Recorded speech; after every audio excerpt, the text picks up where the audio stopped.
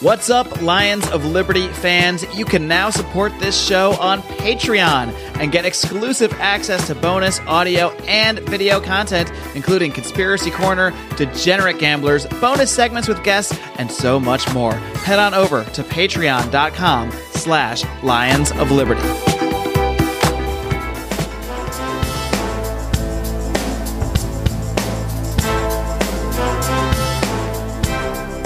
Welcome to Felony Friday, a presentation of the Lions of Liberty podcast.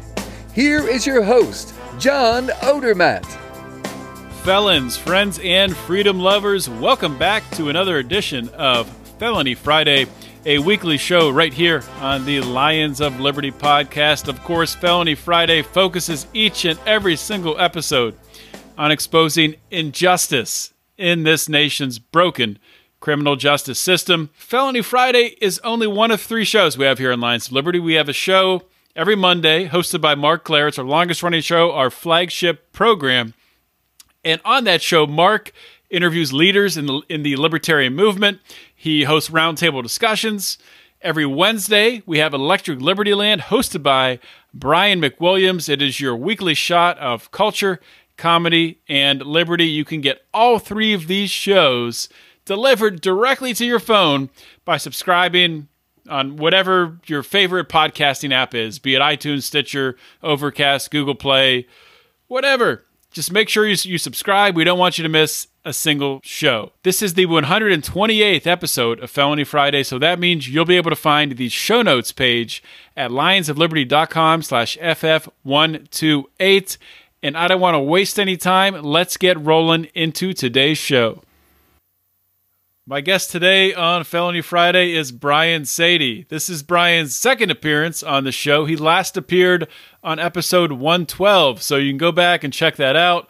I'll link to it on the show notes page, but I'm not going to do his full intro, and we're not going to touch on his, talk about his backstory and all that stuff. If you want to hear all that, which if you haven't heard it, I highly suggest that you do, go back and check out episode 112 of this show. A quick intro of Brian. He's a politically independent author. He writes about corruption, crony capitalism, human rights, and civil liberties. And especially from that civil liberties angle, a lot of the listeners of this show are going to really love it, being libertarian. Brian has published a 3-book series called Rackets, which is about the legalization of drugs and gambling and the decriminalization of prostitution. He's written other books and many articles published all across the internet. Last time Brian was on the show, we talked about, I think most of the time we talked about the war on drugs. We might have got into gambling and prostitution a little bit, but this show is going to be almost entirely dedicated to talking about those two books, especially with everything that's been happening, current events that are obviously centered around those two topics. So without further ado, Brian, welcome back to Felony Friday. Thanks. Thanks for having me on.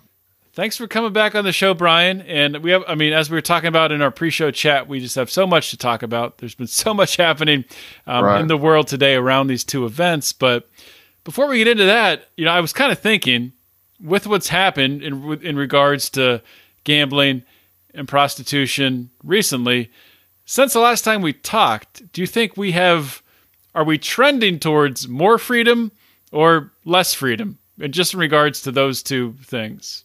Well, as far as gambling, definitely more freedom. As far as prostitution, much less freedom. So some pretty extremes there. Yeah, so it's kind of like they're canceling each other out. We're left with the same amount of freedom. It's crap. I guess you could say that. Yeah, you could say that. As far as the gambling, there was a recent U.S. Supreme Court decision.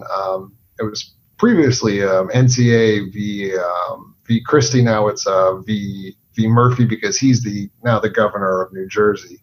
And I'm assuming a lot of your audience is pretty familiar, but just kind of just to give a little background on it. The Supreme Court overruled, there's a law passed back in 1992 called PASPA. And what it did was it essentially gave a monopoly to Nevada as far as sports gambling. There's 3 other states that were grandfathered in, Montana, Oregon, and Delaware, and they had basically very limited forms of sports gambling. But what that bill did back in '92 is it banned any other states from passing any legislation to legalize sports betting within their state boundaries. And the state of New Jersey challenged that successfully. It took several challenges. It was in the courts for years. But yeah, that decision was recently made, and now it's opening the door to where every other state can now offer that within their boundaries. It doesn't allow for across state boundaries sports betting. And actually, Delaware has already taken that step, and they are offering full sports wagering as we speak. And there are several other states they're in the process. New Jersey, isn't New Jersey on the doorstep? They're right. Last I looked, they're right about there, and it's just going to be just whatever crossing the just whatever, getting all those fine details at the end hammered out there. But yeah, that's going to happen. It's going to happen very soon. So if we could talk about the history of this for a minute, just to give people perspective. So if we go back to, you're talking about 92, and I know within your book you lay all this stuff out, but can you talk a little bit about sort of the political lobbyist role, or maybe not the lobbyist role, really the multimillionaire gambling casino owner role, one of the most influential being Sheldon Adelson. Why would a casino owner like Sheldon Adelson, who owns I don't know how many casinos in Las Vegas, why would he want to restrict just people being able to operate sports gambling and casinos only to one state? Wouldn't you think somebody like that would want to expand their empire? Oh, absolutely. He's actually really more I haven't really heard him come out strongly against the sports gambling. His thing is really online gambling in general, and it's absolutely pure crony capitalism. Many years ago, when the offshore online poker industry was starting to become really popular, you would see it on TV, Poker Stars, all these different tournaments, and they were sponsored by these really big offshore operators. And to be pretty concise, he had tried to get a license and partner up with one of those big companies, and he wasn't able to get that done. So he used a reverse strategy and basically tried to crush the industry, and he's still trying to do it. There's several politicians that he's basically put in his pocket to accomplish that goal. Again, it hasn't happened yet. He's tried to get federal legislation to ban online gambling. Because again, he couldn't get into the industry and then get basically enforce a sort of oligopoly. So now he's on the outside looking in and trying to crush the industry. And the thing with it is he's using, I would say, very conservative talking points. That's really one of the. It's a theme throughout my book, and anytime you look at a lot of these anti-gambling legislation, a lot of times there's really a special interest that's really sort of trying to protect their end. It's not a truly purely anti-gambling legislation.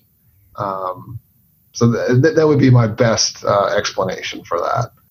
I mean, that's true. I would definitely agree with that. I've seen that. But there are a lot of voters out there who are anti-gambling. Oh, right? Absolutely. And that's the thing, though. I mean, there's many examples where they're using genuine sort of conservatism, grassroots. You can look at Jack Abramoff, for example. He had Ralph Reed, who was the leader of the Christian Coalition. So Ralph Reed would sort of drum up sort of anti-gambling sentiment wherever the clients of Jack Abramoff could benefit from no competition. And again, Abramoff went to prison. Ralph Reed didn't. But it is a fact that Ralph Reed was getting a lot of money from him, and he knew, what the purpose of that was. So again, that's one example, but in many cases that is the case. Our own president at times has tried to use, again, a guy who's owned Atlantic City casinos. He's also had riverboat casinos out there in Indiana, a guy who's very much in tune with the gambling industry. But at times has used that sort of anti-gambling rhetoric and sentiment to try to drive down competition. Back in '93, he's got some really interesting testimony, and this was right on the heels of his Atlantic City casinos going bankrupt. So what he did was he basically testified before Congress and accused the Indian casino owners of being in bed with the mob. Had no evidence at all. There were FBI, all types of high-level federal law enforcement officials who completely countered everything he had to say. But again, he was trying to put that microscope on his competition, again, using the stigma attached with gambling, and justifiably so. There is an understandable stigma for a reason. Like you said, there are many people who oppose gambling for pure reasons. But what I'm trying to point out is that in many cases, there's a lot of times this type of legislation is protecting a special interest at the end of the day. A lot of times, in many cases. How did Native Americans how did they even become like a negotiating point that they were getting access to opening these casinos? Oh, it's their sovereign land. And it's kind of just really been one of those things. Trump, he does make a point because they do have a lot of tax advantages. And I get his point, but it's one of the few things that we can actually give back to the Native Americans after taking their land is that we'll give them some tax breaks on their casinos and let them get some level of sovereignty. That is really interesting that the Native Americans picked gambling as their enterprise, obviously seeing the hole in the market, being not able to have gambling elsewhere. Right. It's one of the few things we give back to them. Yeah. But, didn't fully give it back. Of course, we still have had the lottery and all that other stuff. Right, exactly. And that's one thing that's really amazing is I think a lot of the conservative talking points are if we legalize gambling, everyone's going to become addicted to gambling. But nobody talks about how I think most states use funds from the lottery, direct them back into their own coffers for programs and whatnot. But nobody ever mentions anything about that. And I know people who spend $8,000, $10,000 a year on the lottery. Maybe every once in a while they'll win that back, but normally they're in the hole.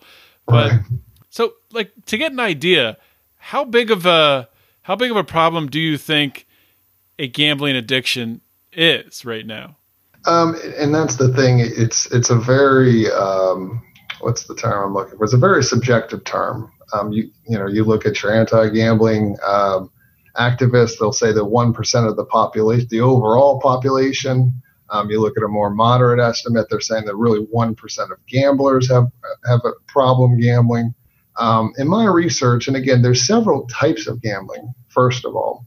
But if you look at all the different vices out there, again, this is not a physical addiction. So it's obviously less, addictive than many of these other vices. In the book, I actually included a chart just to kind of compare it to a couple of other legal vices. And I showed the stock prices of tobacco and of alcohol in the aftermath of the 2008 financial crash. I don't remember the exact numbers. There was only one casino win that was actually highly profitable. There was another one that after about, I did it over 6 years, that was just treading water after 6 years. And of I think it was about 14 or so publicly traded casinos, all of them were losing money, most of them losing money hand over fist, and a few of them had gone bankrupt. So it just kind of gives you a little bit of an indicator that for the most part, most people act rationally when it comes to gambling. Now, again, we have this sort of quasi-legalized status where most forms of gambling are basically legal, and again, it depends state to state. You can look at the European model where there is more of a legalized model, and there have been a lot of studies that sort of show the level of gambling, particularly with some of the online sports books. And again, I'm going off memory. I have it included in the book, but the average wager was something like $5.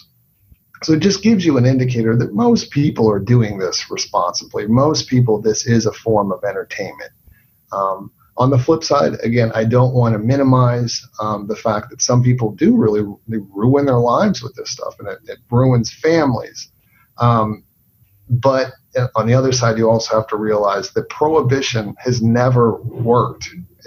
This is time tested. That you can try to push this stuff underground, but to try to clamp down, but it just doesn't work. We're starting to legalize sports betting now.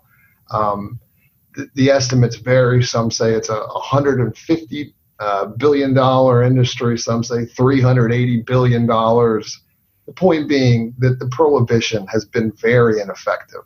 And when you push it underground, it makes all of these problems so much worse. The problems with the addiction, in many cases, and particularly if, say, somebody's betting with like a mob bookie or something like that, you're going right into their bread and butter. Then you're going to have to start, borrowing money from them at these exorbitant rates, and everybody kind of knows that scenario. And it's all negative. There's one example I really kind of did want to bring up, and this is being a little melodramatic, but it does kind of show, I guess, the potential of what can happen when you push these vices underground. Al Jazeera just did a really, really interesting undercover investigation of match fixing for cricket games in India. Now, in India, almost all the sports gambling is black market. They have some legal markets, but it basically almost the entire market is black market. But to get back to what their investigation had to do with match fixing. And the people who were fixing these matches, and this was really extensive, really high level, but it's by there's an organized crime group in India called D Company. I don't know if you've heard that name.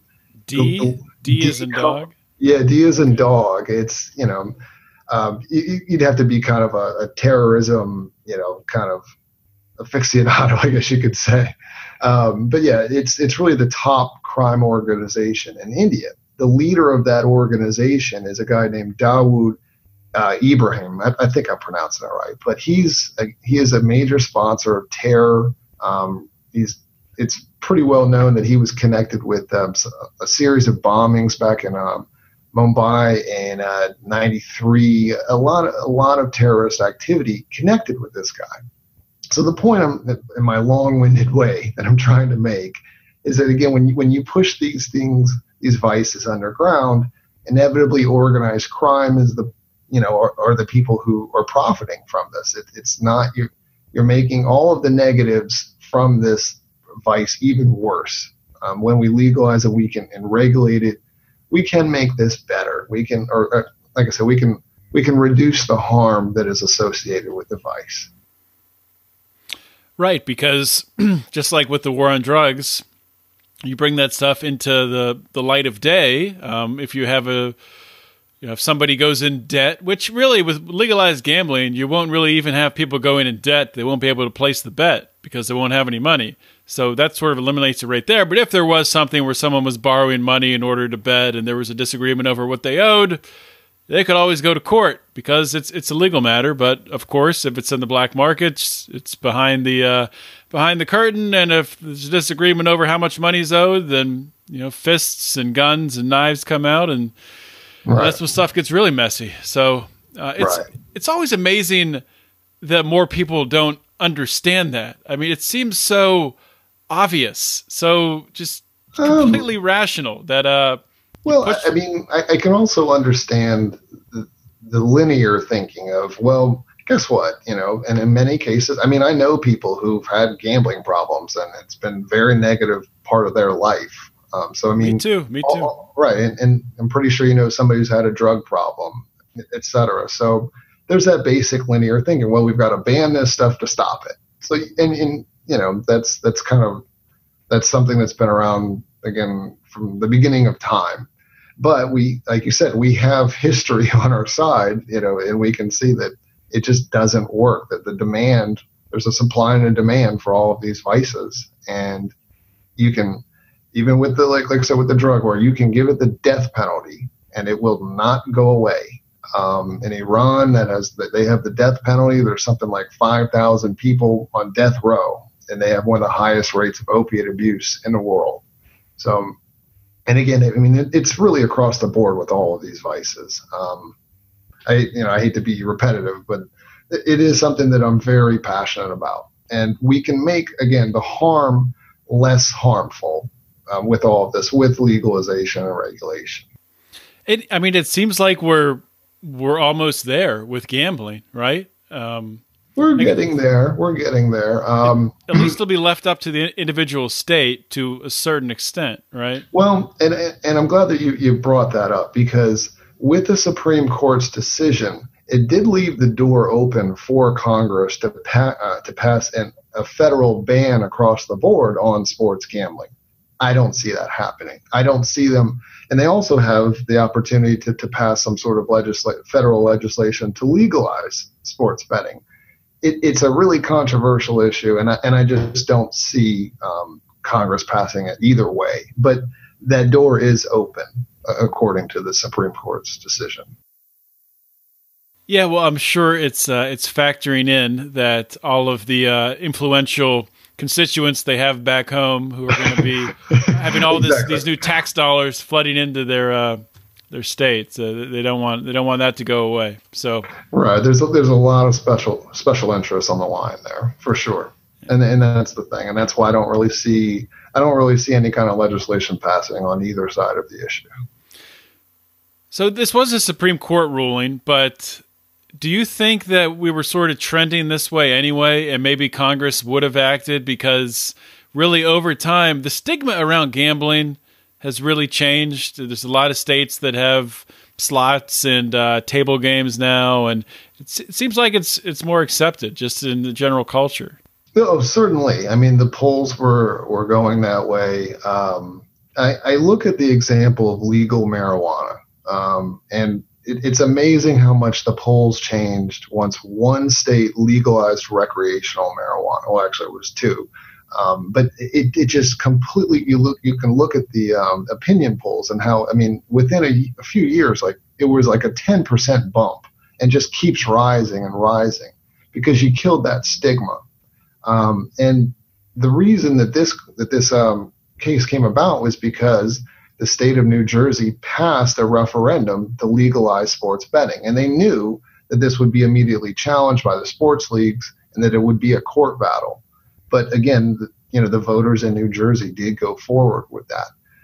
If you look at the polls, a slight majority of Americans favor legalized sports betting. The thing that's interesting, again, that's really just because of stigma.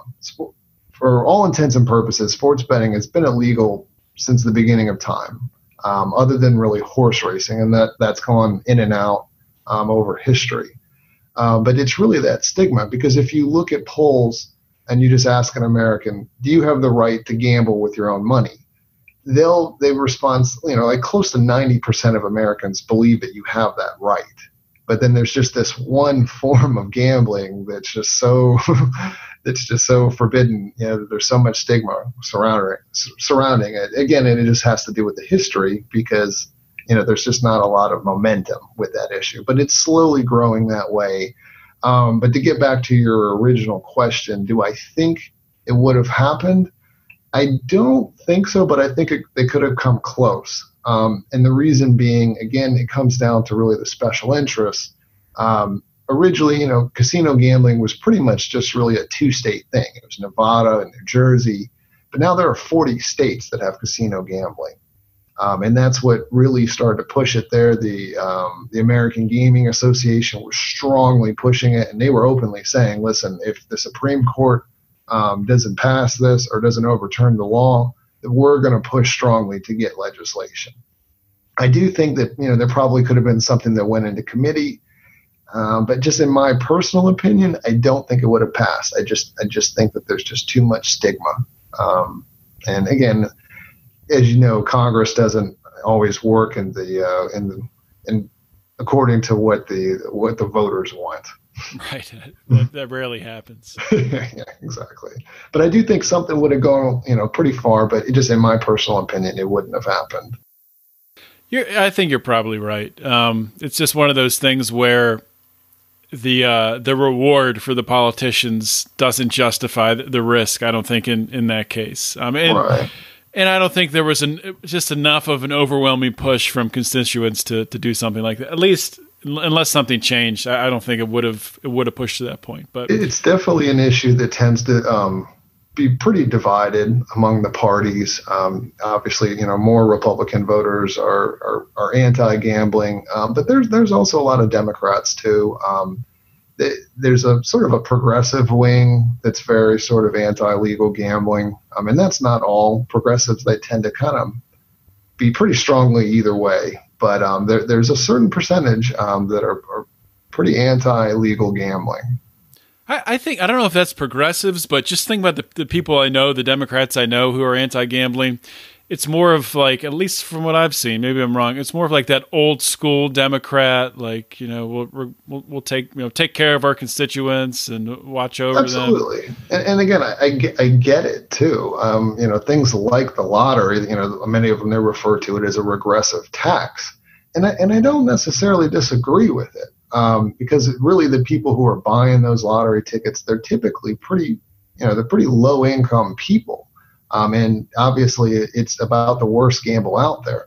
But again, that's really sort of part of what motivated me in writing this book. I was really trying to talk about the two biggest black markets as far as gambling, and they happen to be sports betting and online poker, which are both games of skill. We've legalized and we've really gotten behind some of the most just regressive forms of gambling, i.e. slots and the lottery, the most profitable for the house or for the government. Those are the forms of gambling that are by far the most popular in this country. That's an interesting point. I hadn't exactly thought of it that way, but it's very apparent that a lot of people, supporters of big government, and progressives and conservatives alike, who are trying to, do the best moral, to keep their constituents on a moral path, they're really just not doing them any favors, giving them the worst odds. And I wonder if with sports gambling becoming legalized, how big of a hit the lottery is going to take. I wouldn't be surprised if it starts to take a pretty big hit. I would say somewhat, but they're really different gamblers. A person who's betting in the lottery, you're up for the chance. Typically, the sports bettor, they like a certain level of control, and it's something I tried to write about there. That there really are different demographics. Sports gamblers, again, since this is underground, but some of the best demographic information we've come across. The city of New York decades ago actually did a study when they were trying to push a bill. Obviously, it didn't go through. And there was also a different study that looked at offshore gambling and who are the bettors as well. And typically, it's an almost entirely male demographic. And in all of these studies, they're well above average income and fairly highly educated. So it really is a different demographic. I don't think it'll bite into lottery too much, in my opinion. I could be wrong. We don't rise to the level of our expectations. We fall to the level of our training. Those epic words from Archilochus can sum up your ability to succeed or fail in business. I want to recommend Conversation Mat Time to our listeners as a way to hone your one-on-one conversation skills in a role-playing session that can help take you to the next level. During 25-minute sessions, you'll work through the best way to approach that raise, that interview, or that relationship with a practiced professional that will provide the confidence and experience you need to get paid what you're worth or take that interpersonal risk you've never been able to conquer. Just like in jiu-jitsu, the difference between a novice and a black belt is mat time. Train to win. Visit conversationmattime.com and take advantage of a free 15-minute consultation just for listeners of this show. Gambling, as we talked about at the top of the show, that's been a dramatic I think it will be a dramatic increase in individual liberty, and it's nice for people to have options and be able to pick how they want to, what they want to do with their money, have a little bit more freedom. That's great, but we've seen the opposite happen with regards to prostitution, which was volume 3 of your book series, titled Decriminalized Prostitution: The Common Sense Solution. So really the opposite has happened here. Can you talk a little bit about legislatively what has happened in the past month or so with regards to prostitution? Absolutely. There was a recent bill passed, and it was a combination bill. The acronym is SESTA, S-E-S-T-A, and FOSTA, F-O-S-T-A. I can't remember the exact long title for the law. But basically what it is, that well, let me go back a little bit. There's a section 230 of the Communications Act. This is a law that gave a lot of leeway to internet companies like a Google, YouTube, whatever, to protect them from the third-party actions of its users. So, like when the high school shooter in Florida, when he made some comment on YouTube just saying that he was going to one day be a professional killer or massacre. I forgot what the exact comment was. You can't hold YouTube legally liable for the comments that were made by a third-party user. Okay, so that law was amended for this recent bill, the SESTA-FOSTA bill, and it had to do with if an online company is doing anything to quote-unquote promote prostitution or human trafficking, they can be held liable. In other words, that barrier with the Section 230, you get much less leeway. And basically what that was a direct attack against a website called Backpage. And Congress and a lot of conservative activists have been pushing for this type of legislation for a long time. Most people aren't going to be familiar with the website Backpage. It's been since shut down right after that bill was passed, and it didn't not as a direct result. But that web page was the service provider. It's basically like a Craigslist type setup, and a small percentage of the people would use it for, like, say, for selling their TV online or something. But the vast majority of the revenue for that company was different sex workers. They would put up an ad on the internet and they would advertise their services. And there have been victims of sex trafficking on that website. And understandably, a lot of people are really upset about that, and they wanted to shut the company down.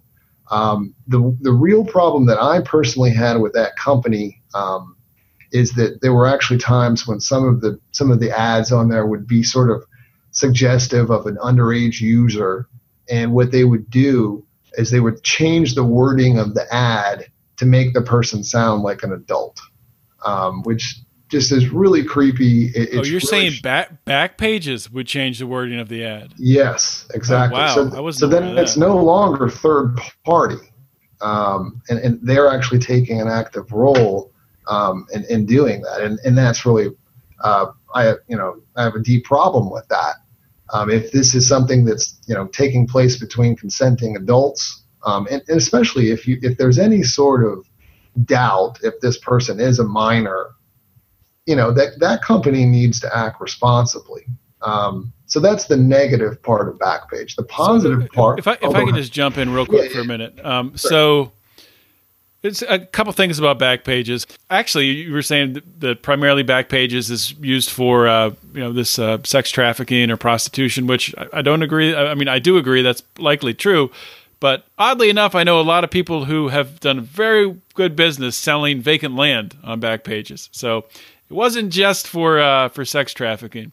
Right. No, I mean, but there was a congressional report. It was something like 94% of their revenue. That's crazy. Wow. Sex. I mean, that's primarily what. And again, I'm not denying that people didn't use it for legal purposes.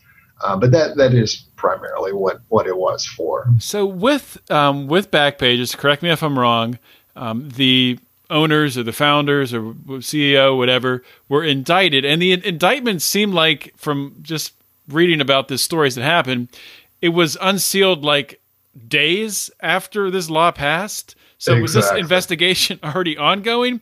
And they've been in court off and on for years, and it was the Section 230 that was protecting them. So they needed this law in order to indict. There weren't already existing laws on the book, especially with regards to them going in and changing ads.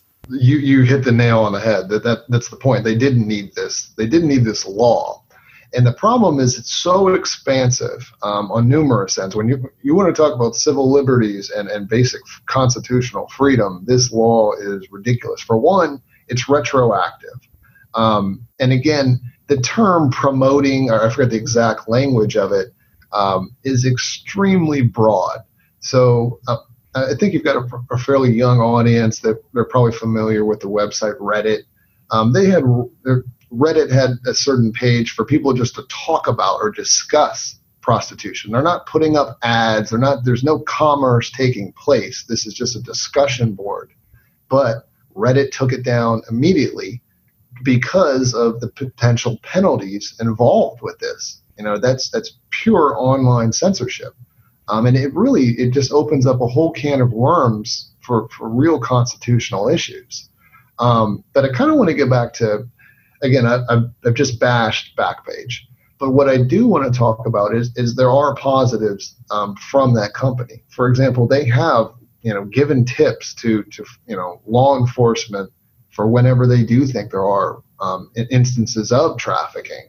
Now, again, I don't think they've done a good enough job as far as that. I think when I mentioned them changing the ads, I think that's a company that was really just chasing profit instead of doing what's right. But the positive thing is, again, let's say that potentially this could be decriminalized, but that's essentially what this platform allowed sex workers to do. They didn't have to use a pimp. They didn't have to work in the street. And, I mean, it's universal. Most sex workers who use that service, they said that this made their lives safer. And anybody who knows anything about the sex work industry, that has got to be one of the most victimized groups of people on this planet.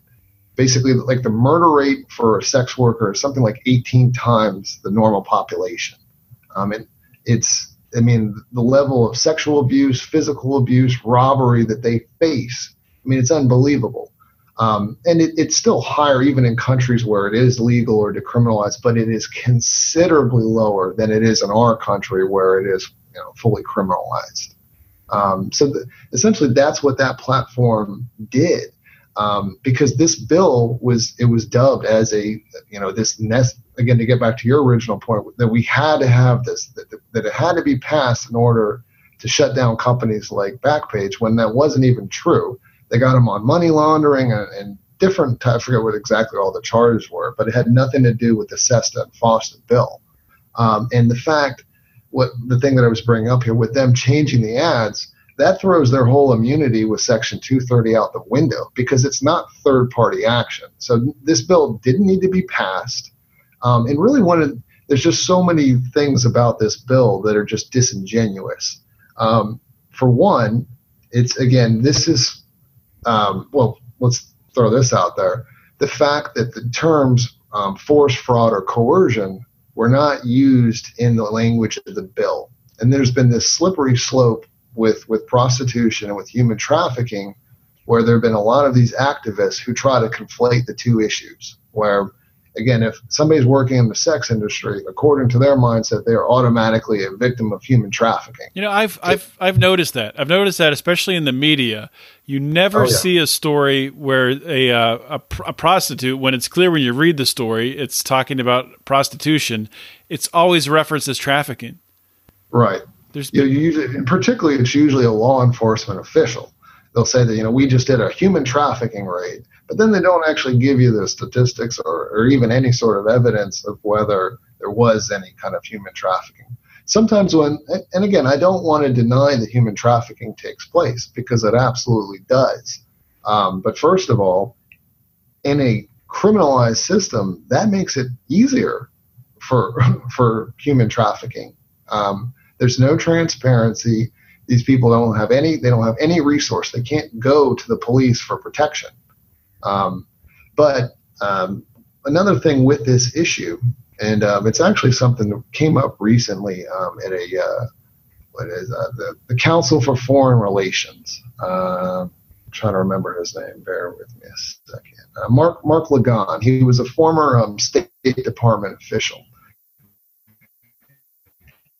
And the issue, what they were talking about is because human trafficking is a very broad range of industries for where this abuse takes place. For most people, the only thing that they can consider is sex trafficking. They can't even imagine that there are people out working on farms or working as busboys in restaurants or bellhops at a hotel who are victims of human trafficking. But labor trafficking, by all estimates, is much more pervasive than sex trafficking. The International Labor Organization estimated that I think it was roughly 19% of the victims of human trafficking are involved in sex trafficking. And one of the things I really want to point out, when the first federal human trafficking law was passed in 2000, in those first few years afterwards, the vast majority of the investigations were geared towards labor trafficking. But then the special interests started to jump in there, and now it's the exact opposite. There are very few prosecutions, like less than 10%, for labor trafficking, and almost entirely for sex trafficking. And I really sort of make the point, and it's really the point that I make with all of these vices, is that it's essentially the low-hanging fruit for law enforcement. You can go shut down an escort service and say that you made progress in the war on human trafficking instead of doing real hard investigative work. And it's kind of exactly what you're pointing at. You see these stories, and they just sort of said that they did a human trafficking investigation, when the vast majority of the times it's just, like I said, consensual sex work.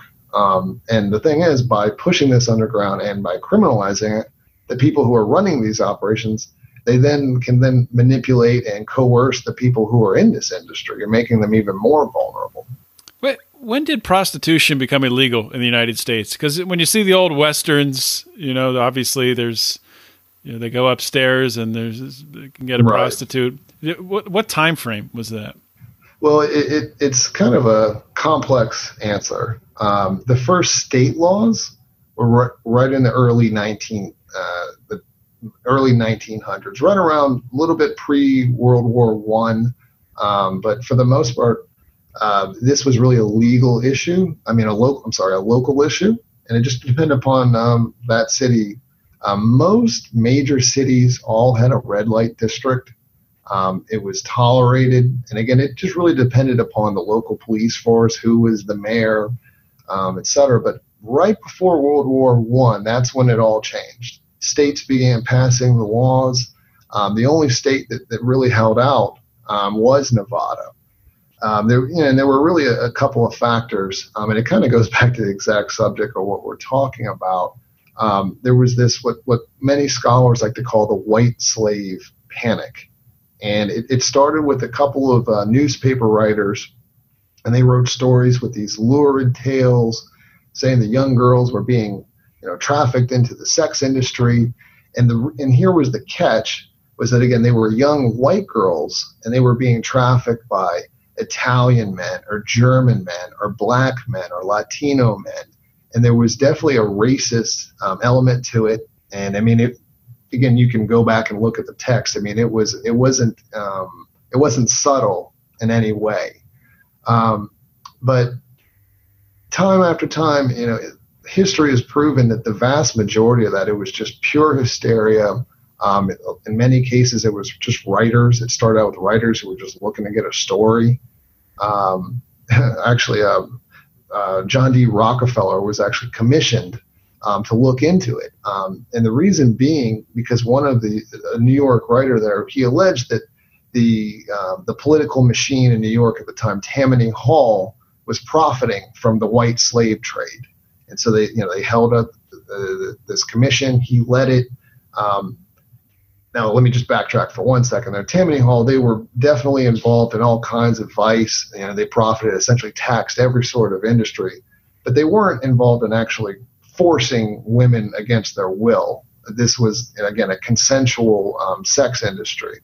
But again, long story short, once some of these reporters were put under oath, they basically acknowledged that they were just exaggerated or just completely made up the stories. But again, I also don't want to deny that it didn't exist at all.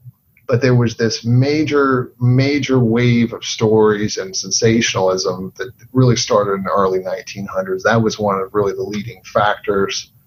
World War I was also one of them. There was just a lot of war propaganda, and the thought was that, we needed to ban that in order to win the war. A lot of other factors, eugenics, just these different factors. But really from really World War I forward is when almost every state passed a prostitution law. Yeah, that's definitely a topic that I have not researched extensively, but it's an interesting topic because, as we talked about before, it's so readily apparent to anyone who takes the time to look into it that it would be safer for everyone involved if it was legalized, but there's such a stigma attached to it. There's such a stigma attached to even like strip clubs and stuff like that. Mm-hmm. I live in Pittsburgh, and you'll see it like plastered across the paper every time someone tries to open a new strip club. Depending on the neighborhood, there's a huge deal made out of it. It's just crazy, and I think that's unique to the United States when you look at least Western culture. Oh yeah, absolutely. Because I did different comparisons, and I think there's 32 quote unquote economically developed nations in the world, or what we would call first world nations. And if I'm going off memory, roughly 25 of them had either decriminalized or legalized prostitution. The number would actually be higher if some people included what they call the Swedish model. I don't consider that a legal or decriminalized model. What is the Swedish model? The Swedish model is where the women are not arrested for prostitution, only the men who pay for the sex. Well, that seems kind of sexist. Well, the thing is... don't get me wrong, that's better than the United States model, but yeah. Well, there's a lot of negatives. It's viewed widely though that this helps and protects the women, but in many ways it's actually more harmful because for most people, a prostitution arrest, you're not really going away to prison for several years. It's a misdemeanor charge in most states, but under the Swedish model, because again, the view is that every woman in the sex industry is a victim of human trafficking. So by that logic, anybody who, say, is a landlord and rents a home to somebody in the sex industry is then a human trafficker because you're facilitating human trafficking. So what happens is, in order to take that risk of letting a sex worker into their home, they get extorted for money. There's all kinds of things. To where the women who are involved in that industry, it's in no way some liberal solution that's better for them. The more I think about it, it's really upside down because you have the women who essentially they don't have any risk. There's no risk of criminal actions against them. The men have tremendous risk. It's just looking at it economically, how that would work out. Just negotiating a price, it's really strange. Not only that, let me cut you off a little bit there. Sure. On paper, there's no risk, but they are still harassed. I wish I could paraphrase it well, but I remember listening to an interview with a Swedish sex worker who said, well, how do you think they investigate this stuff? Do they just follow random men and hope that they'll go find a sex worker? No, they follow us and they harass us. I know there are millions of laws on the books. If you say your car is parked 20 inches from the curb instead of 18, there are millions of ways that you can harass these people in this industry. And that is exactly what happens. Several studies show that you would think that this was, since their side of the transaction isn't criminal, that they could then say go to the police and go for protection, but they can't. So in many ways, they actually end up getting extorted by the Johns. And since a lot of Johns, they're hesitant or they're nervous about this transaction, they can't really screen for clients. So they pretty much, that whole security step there is skipped. So they're actually more likely to be a victim of violence in some cases. In many cases, they will lose their children because, again, that you can't facilitate this type of stuff. I'll give you one real example because, again, the Swedish model is posed as something that's sympathetic to women.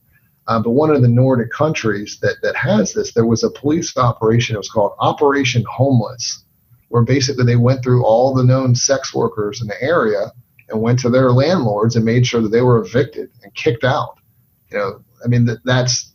That's the reality of the Swedish model, among many other really negative examples. So to kind of get back to that original point I was making, I don't consider that a decriminalized model. That's still a criminalized model. It's just a different way of going about it. Yeah, I would agree with you there. After hearing you explain it and it's thinking about it, it sounds like it could be actually worse. Right, and I get how your initial thought, and that's what most people do. And that's what we're starting to see some of that rhetoric in the laws here. They say, oh, well, what we'll do, we'll just give bigger penalties and bigger fines for the Johns. We're going to gear these penalties towards the males paying for it. But really what happens is they still end up here in the U.S., they still end up arresting the women. And then when they arrest the men, there's just higher penalties and more money that goes to the government. And another thing too is one of the a lot of times with this legislation, they'll say, well, we're going to help. This money's going to go towards the victims, of human trafficking. And if any of it does, it's pennies on the dollar. It all goes to the government or law enforcement. Yeah, that's the way it always happens. It never goes to people who are actually harmed really mostly by the government policy in the first place, and then the government doesn't even pass on the penalties to the actual victims. But that's what we've come to expect with government. But Brian, we're running out of time here. I do want to give you a chance, if you could please tell my listeners where they can find your books, where they can find your writing, where they can find anything else you're working on. Okay. Well, I appreciate that. I would say probably price-wise, the best place to get my books are on Amazon. Again, it's a 3-book series called Rackets. The first book, The Drug War, $1 Trillion Con Game. Second book is Dealing from the Bottom of the Deck. And the third book is Decriminalized Prostitution.